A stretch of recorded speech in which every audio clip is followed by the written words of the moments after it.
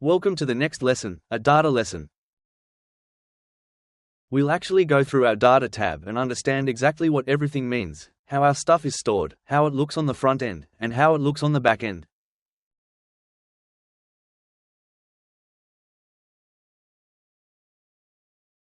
So let's dive into the matter. You can see here that we've set up the initial prompt for the app. First of all, it's an app for candidate management. We've seen this in a few lessons already, so you can see here where we wrote down the entities we wanted to create. So we specified that we wanted to create entities for candidates, positions, interviews, and assignments.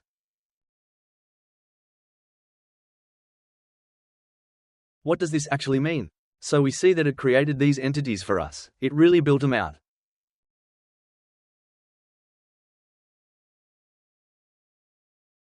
This is what it looks like on the front end. This is what it looks like in the app. That's what users see. So, if we want to add a new candidate, we can see almost all the fields right here.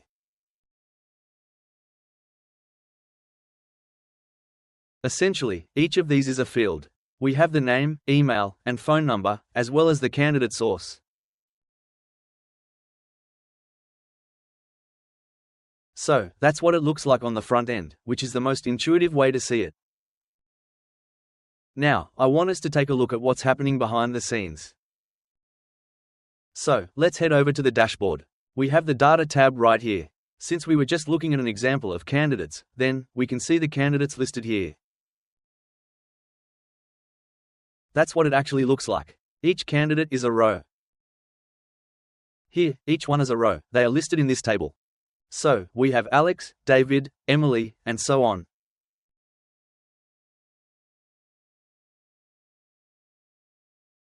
So, it's the same principle. For the other entities, we see the same thing in interviews and roles. Each row represents a role. In tasks, too, each row represents a task. Now, I go back to Linterviews, and here I have the option to import from a CSV file.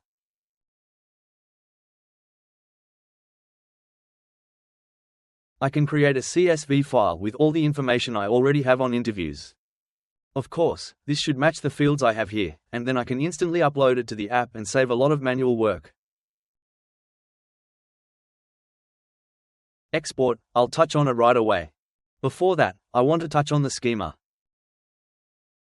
In the schema, we can see a breakdown of all the fields in this entity. Starting with the ID, which is very important, and we'll dive into how that works later.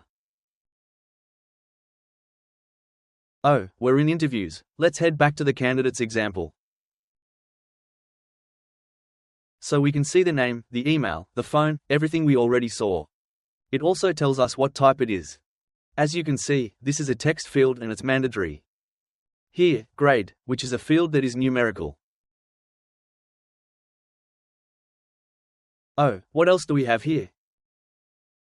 There isn't a lot of detail yet, but you'll see various field types, like checkboxes, booleans for true or false, and more.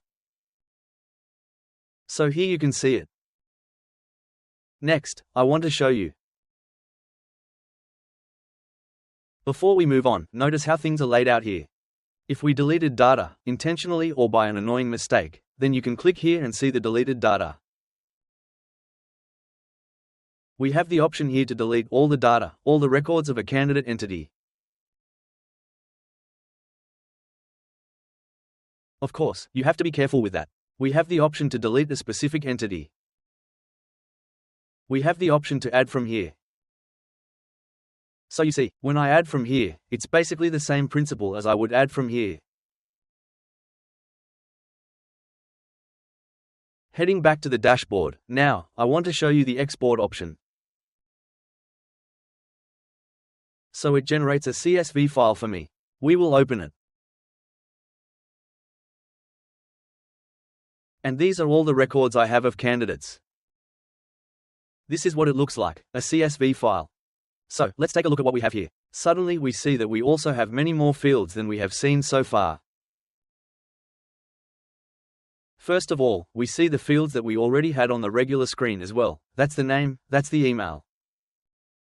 As a reminder, each row here is a single record. Each row is actually a candidate. And now up to here, that's all the things we've seen, that we've had already, and from column S we can see that there's an ID.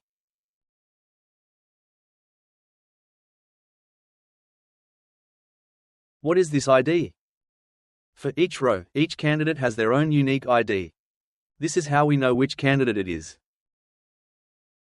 I may have two candidates who are Alex Johnson, but each of them will have a different ID, because the ID is monovalent. I might have two candidates named Alex Johnson, but each will have a different ID because the ID is unique. This is very important. We'll see more ID-related stuff right away. We can see the date the record was created. We can see the date the record was last updated, and very importantly, we can also see by whom it was created and its ID.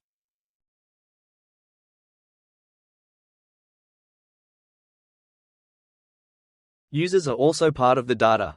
We will also show this. This is very important to understand.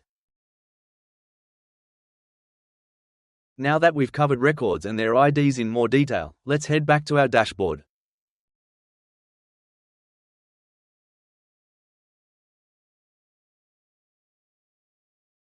When we want to create a new candidate and we give it a name, then let's give it a name. We'll give it an email. You can put a phone too, it's not mandatory, and we choose a position here. What position is he actually applying for? So we choose this position and I add the candidate. Nice, we see it here, and now I want to go back to our data on the dashboard. Now you actually see the new entry of candidate Roy Schmuel, and you see the position ID. In fact, that's how we know exactly which position the candidate, Roy Schmuel, is associated with. This is what's known as a foreign key. This is how we associate different records, and it is very important to understand this. This will help us understand both what position he is actually associated with, and whether several candidates are even associated with that position. So let's say, if I go here and copy this position. I am doing a search, and I can see that I have 4 candidates who are being selected for the same position. Each candidate has their own different ID, but they are selected for the same job that has the same ID.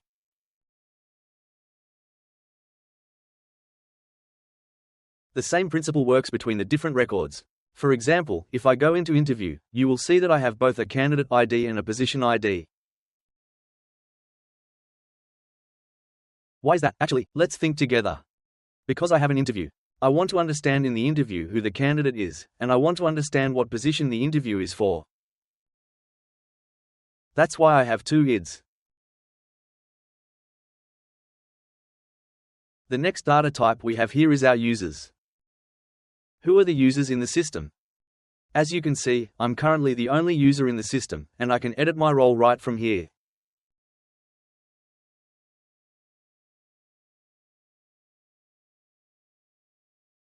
I could also delete a user, though I wouldn't do it now, since I'm the only one here. But if there were others, I would have the option to remove them. Let's try it together. Invite another user. So I'll now connect with another user.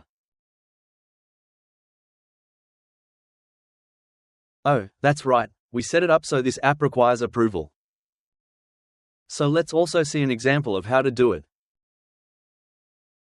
Now you see, right away, a warning popped up for me immediately. I have a pending request, and can I approve this user? And there you go, I now see it in the User tab. It will have its own ID.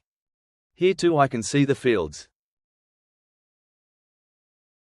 And I can also delete this user. So, this gives you an understanding of how data works in Base 44, how to add and modify records, and how the different entities interact.